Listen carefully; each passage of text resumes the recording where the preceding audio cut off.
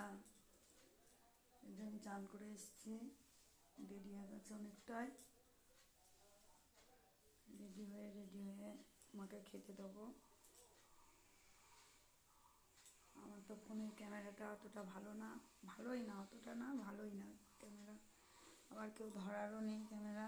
আমি নিজেই যা পারি তাই করি, কিছুই পারি না জানি, তাও চেষ্টা করি। তোমরা একটু শিখিয়ে দিও কী করে কী করতে হয়। আমার দাদাভাই আজ বাতকুলায় কাজে গেছে ওয়ারিংয়ে।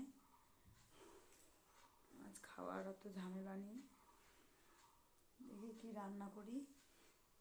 ও ওখানেই দুপুরে খেয়ে নেবে বলেছে, সন্ধ্যাবেলায় আসবে বাড়িতে।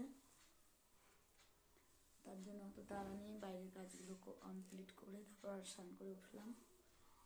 আমি দেখি মা আছে তো, কিছু করতে হবে। মা না থাকলে আলু হাতে ভাত টাত করে রাখতাম। আমার ফোনের ক্যামেরাও ভালো না, আবার আমার বিউটি ক্যামেরাতে ছবি করতেও ভালো লাগে না। আমি কিছুই জানি না, তোমরা ভালো করেই জানো, কিন্তু যতটা মানে চেষ্টা করি করার জন্য, কেমন কি হয় জানি না। এই আমি রেডি হয়ে গেছি, আমি খাওয়া দাওয়া করি। আজকে আমার ছেলে ট্রেনে উঠবে, দুরন্ত ট্রেনে, কালকে পৌঁছে যাবে।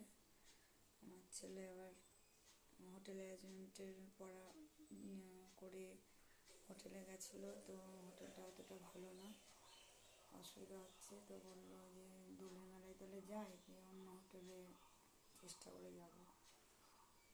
তো বাড়ি যাবো মা জিজ্ঞেস করলো, বাবা বললো চলে আয়, দুদিন ঘুরে যা। তো আমার ছেলে আজকে ট্রেনে উঠছে, কালকে অন্যরা বাড়ি চলে আসবে।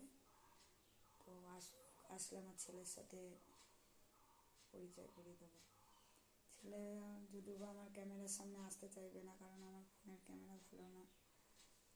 তো দেখি কি আনা যায় কি না। মাকে এখন খেতে দিই, অনেকটা দেরি হয়ে গেছে। মা পুজো টুজো দেওয়া হয়ে গেছে, মাকে খেতে দিয়ে